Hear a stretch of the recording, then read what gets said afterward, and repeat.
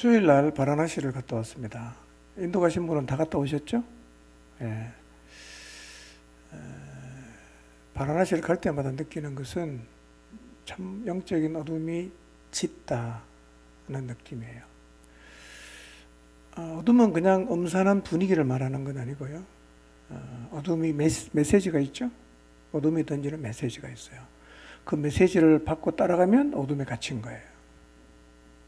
가만히 생각해 보니까 인도에 한 15억 사는데요. 이슬람을 좀 빼고 나면 거의 다 힌두거든요. 그 많은 사람이 거짓이 진리라고 믿고 가고 있습니다. 빛이 뚫고 들어갈 수 있는 여유가 보이지 않을 정도로 거짓에 대해서 엄청난 확신을 가지고 살아갑니다. 영적인 어둠은요, 거짓을 따라가는 거잖아. 인도만 그렇겠어요? 우리나라는 어떻습니까? 온 세상은 어둠이 자욱하고 계시록 12장에 있는 말씀처럼 사탄은 온 세상을 미혹하는데 성공했습니다. 진리를 따르는 사람이 소수이지 않습니까? 다 거짓을 믿어요. 굉장히 확신이 있습니다. 어두운 세상입니다. 우리가 먼저 진리에 대한 확신을 가지고 진리를 따라 살아가야 하고 어둠을 쫓아가는 영혼들을 빛 가운데로 나올 수 있도록 하나님이 우리에게 주신 사명을 잘 감당해야 합니다. 갈수록 힘겹다는 느낌을 받을 거예요. 그러나 복음은 여전히 변함없이 어둠에 갇힌 영혼들을 건져낸다는 사실을 믿으시기를 바랍니다. 자, 오늘 설교 제목 읽어볼까요? 시작. 설교 제목 안 듣군요. 예. 자, 시작. 네. 예. 자족하고 계십니까? 다른 말로 여러분의 삶을 만족하게 받아들이고 계십니까? 혹시 여러분이 지금 겪고 있는 이 상황을 너무 힘들어서 감당을 못해서 낙심하고 있지는 않습니까?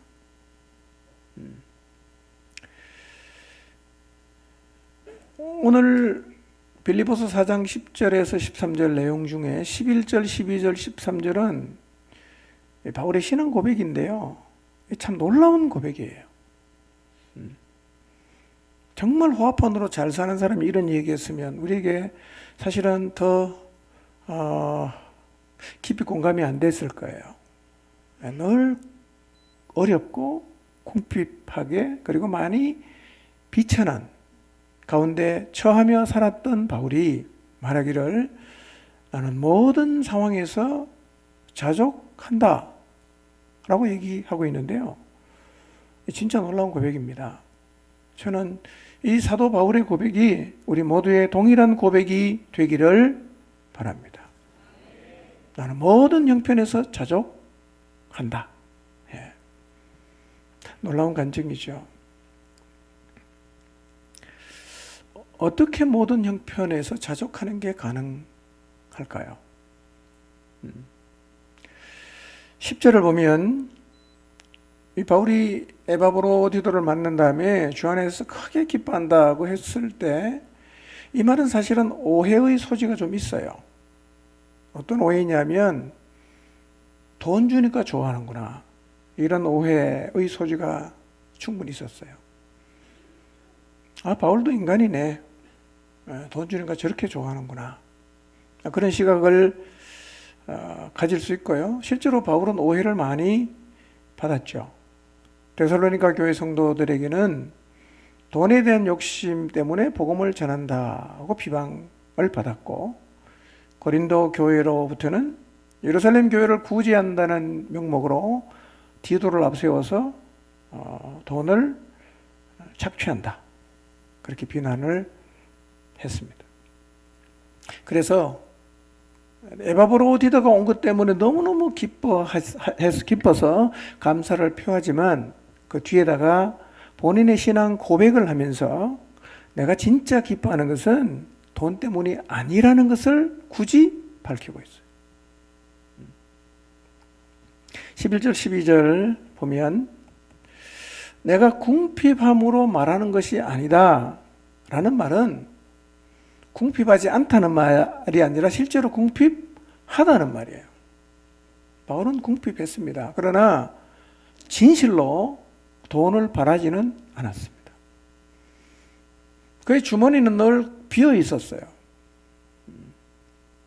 장막, 천막 만드는 일을 하면서 생계를 유지했는데 복음 전하는 게 1순위니까 뭐 그거 제대로 돈벌이가 되겠습니까? 그런데다 지금은 또 감옥에 거의 4년째 갇혀 있잖아요. 가이사랴에서 2년, 로마에 와서 2년. 감옥에서 천막을 어떻게 만들겠어요? 그러니까 바울은 굉장히 궁핍했어요. 그런데 그 뒷말을 보시면 나는 궁핍하기 때문에 말하는 건 아니지만 나는 어떠한 형편에든지 자족하는 것을 배웠다고 간증합니다.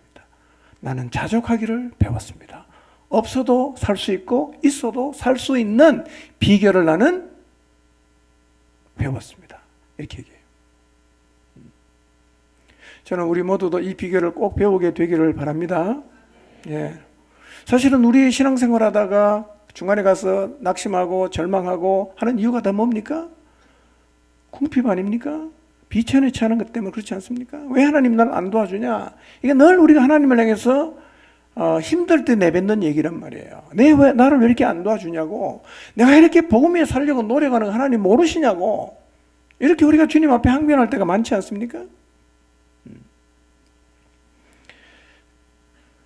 그건 자족이 안 된다는 얘기입니다. 자족이 안 되니까 자꾸 항변하는 거예요.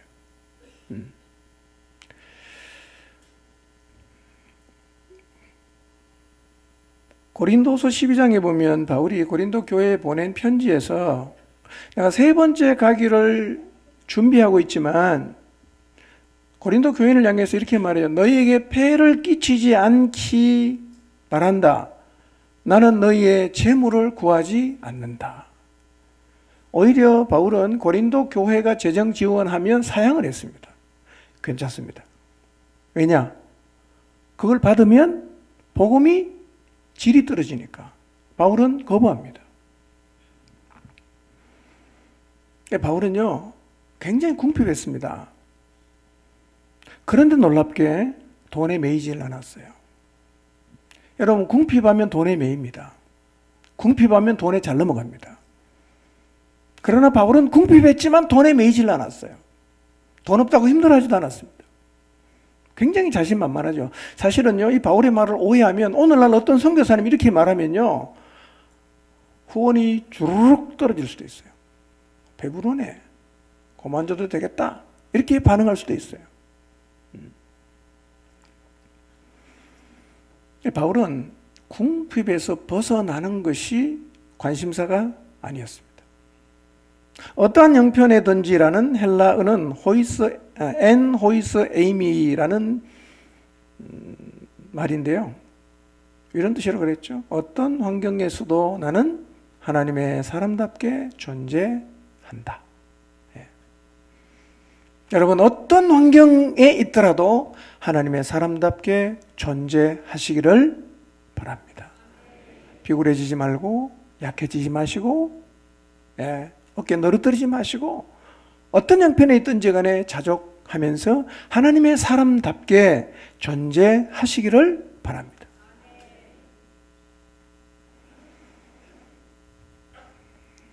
여러분 우리가 하나님의 사람답게 살려면 두 가지의 상황에 잘 처하면 되는데 하나는 뭐냐면 비천에 처하는 법을 배워야 돼요. 또 하나는 풍부에 처하는 것을 배워야 합니다. 어느 게 어려울까요? 둘 다 어렵습니다. 둘 다 어려워요. 여러분의 인생을 한번 돌아보십시오. 비천한 때 있었나요? 감당하기 쉽던가요? 돈이 좀 많았던 적이 있었습니까? 쉽던가요? 다 어렵습니다. 다 어렵습니다. 그게 우리예요. 광야에서도 실패하고 가나안에 가서도 실패하고 이게 인간이에요. 우리 똑같습니다. 어떻게 이 두 가지의 상황에 처할 수 있는 비결을 배울 것인가? 이거 안 배우면요, 비천에도 넘어지고 풍부에도 넘어집니다. 예외가 없습니다. 아구리 기도는 제가 말씀드렸죠. 부하게도 마시고 가난하게도 마시고, 부하면 하나님 없다 그러고 가난하면 도둑질하니까, 너무 부하게도 하지 마시고 너무 가난하게도 하지 말아달라고 아구리 기도했어요. 바울도 저절로 된 건 아니고요, 배웠다 그럽니다. 나도 배웠다. 우리도 배울 수 있어요. 어떻게 배웁니까? 이건요, 교실에서 배우는 게 아니에요. 삶으로 배우는 거예요. 실패를 통해서 배우고, 고난을 통해서 배우고, 핍박을 받으면서 배우고, 좌절하면서 배우고, 하나님의 은혜를 누리면서 배우고, 그런 거예요.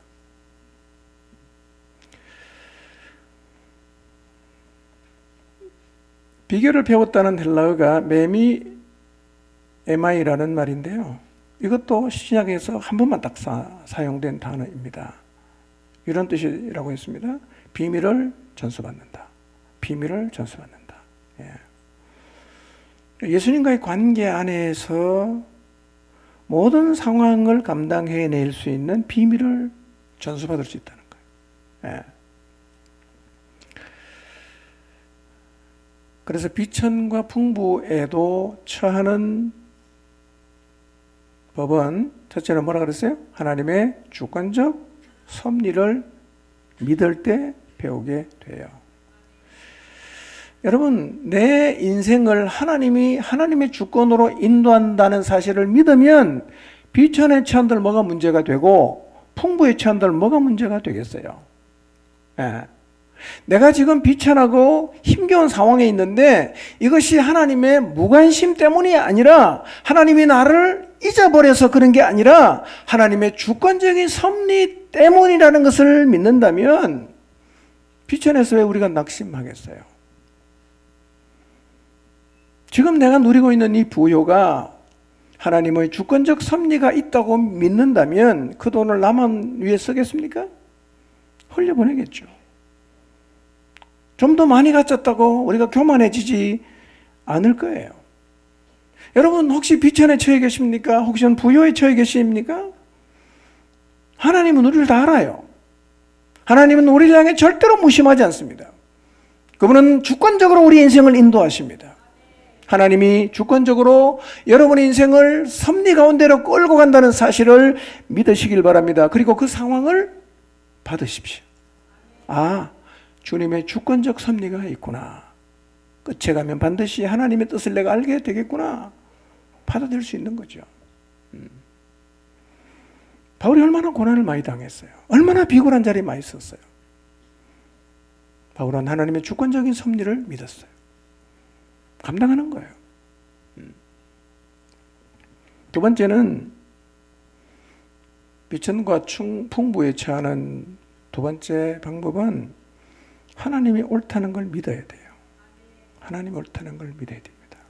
어떤 인간도 하나님을 다 이해할 수는 없습니다. 우리는 하나님을 알죠. 얼마만큼 알지요? 하나님이 자기를 우리에게 보여주신 만큼만 압니다. 우리가 갖고 있는 하나님에 대한 지식은요, 어쩌면 진짜 하나님에 관해서 억만분의 1밖에 안 될 거예요.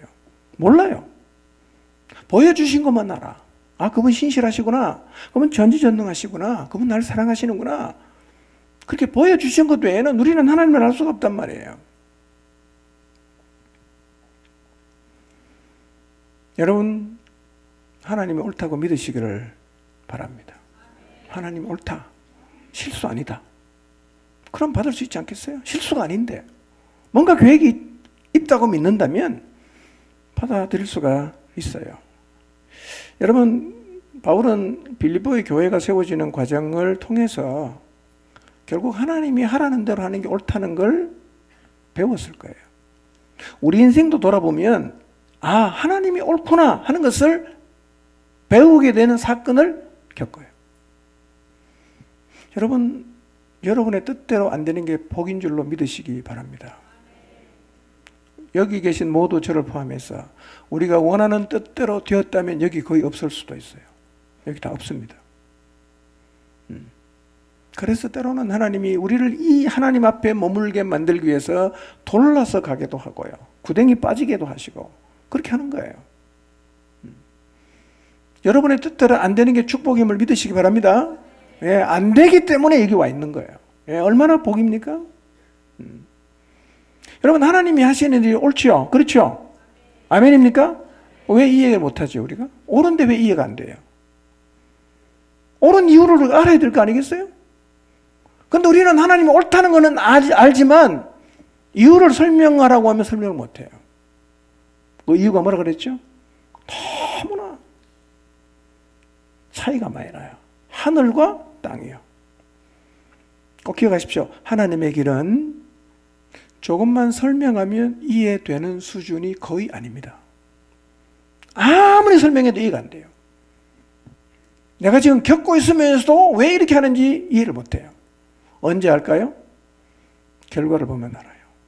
그러니까 하나님의 오르시지만 하나님의 수준이 우리의 수준과 너무나 차이가 많이 나기 때문에 설명해줘도 이해 못하지만 결과를 보면 그때 알아요.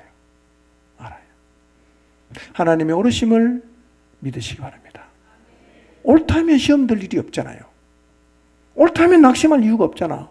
올바르게 인도하시는데 왜 우리가 낙심합니까? 그래서 여러분 이사야 55장을 한번 잘 읽어보시기 바랍니다. 예.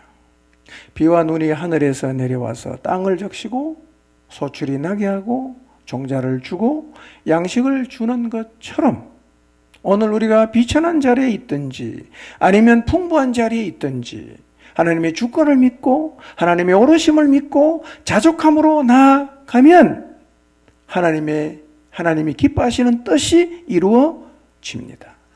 그래서 말하는 게 이거예요. 네 생각을 버려라. 네 생각을 내려놓아라. 말이 안 되는 것 같아도 내게로 와서 내 길을 따라가라. 이렇게 말하는 거예요. 내 길을 따라가라. 왜? 비가 내려서 소출을 주는 것처럼 내 길을 따라가면 반드시 뭐가 돼요? 내가 기뻐하는 뜻이 이루어진다는 거예요. 이 사실을 진실로 믿으시기 바랍니다. 하나님의 오르심을 믿고 비천하든 풍부하든 받아들이시고 그 길을 가십시오. 반드시 하나님이 기뻐하시는 뜻이 이루어지는 경험을 여러분이 하게 될 것입니다. 비천과 풍부에 처하는 세 번째 법은 뭐였어요? 내게 능력 주시는 자 안에 있어야 배워요. 밖에 나가면 못 배웁니다.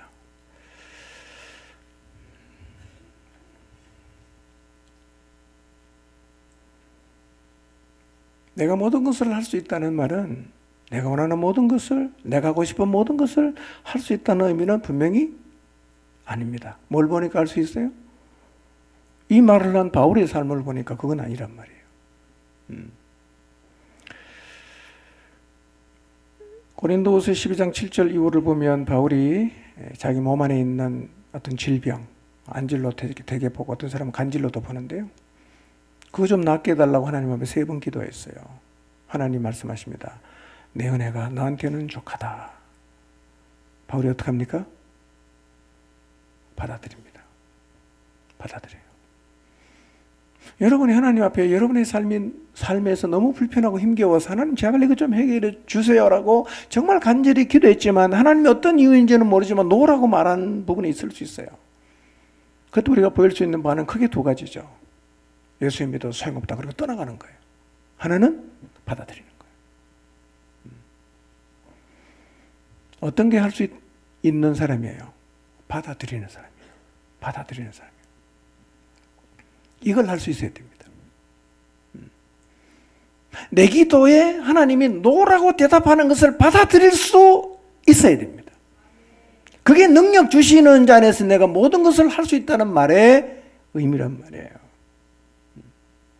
그리고 여러분 이 말씀을 잘 기억하십시오. 내게 능력 주시는 자 안에 있을 때 모든 것을 할 수 있다는 말은 열심히 신앙생활하면 어느 시점에 가면 경지에 도달해서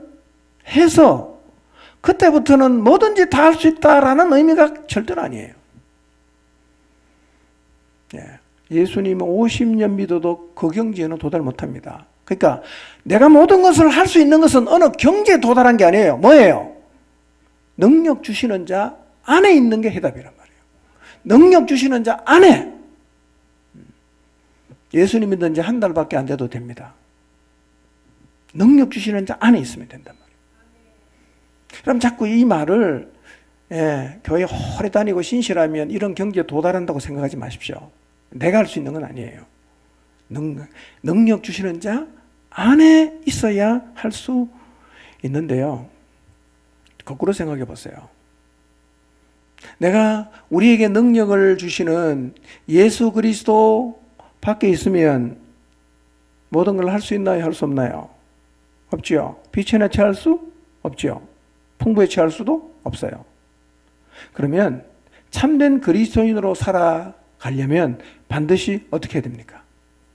능력 주시는 자 안에 있어야 됩니다. 이걸 기억하십시오.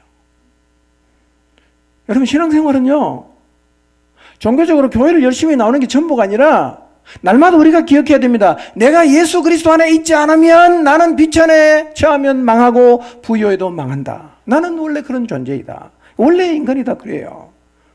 어떻게 해야 됩니까? 그리스도 안에 있어야 된다. 예수님 안에 있어야 된다. 여러분 월요일도 그 생각하고 화요일도 그 생각하고 수요일도 그 생각하고 목요일도 그 생각해야 돼요. 뭐예요? 나는 내게 능력 주시는 그리스도 안에 있지 않으면 망할 수밖에 없다. 이걸 늘 기억해야 되는 거예요. 내가 살 수 있는 길이 뭡니까? 내가 그리스도인답게 살아갈 수 있는 비결이 뭐가 있어요? 경력 쌓는 게 아니고요. 능력 주시는 자 안에 있어요. 한순간도 잊어먹지 마시길 바랍니다. 나는 능력 주시는 자 안에 있지 않으면 어쩔 수 없는 존재이구나. 다르게 표현하면 성령의 이끌림을 받지 않으면 나는 하나님의 뜻대로 살 수 없는 존재이구나 하는 사실을 절대로 잊지 마시기를 바랍니다. 능력 주시는 자 안에서. 여러분 예수님 안에 살고 계십니까? 성령의 인도를 받고 계십니까? 날마다? 그거 못하면 빌립보서 4장 11절에서 13절에 바울이 했던 신앙 고백은 절대로 할 수가 없습니다. 능력 주시는 자 안에서. 내일부터 날마다 생각하십시오. 오늘도 능력 주시는 자 안에 있어야 되겠구나. 오늘도 성령의 인도를 받아야 되는구나. 오늘도 성령의 충만을 입어야 되는구나. 그게 살 길이구나. 날마다 기억하십시오. 밖에 나가는 순간 끝나는 거예요. 13절 내게 능력 주시는 자 안에서 내가 모든 것을 할 수 있나니라. 이것이 우리 모두의 신앙 고백이 되기를 바랍니다. 기도합시다.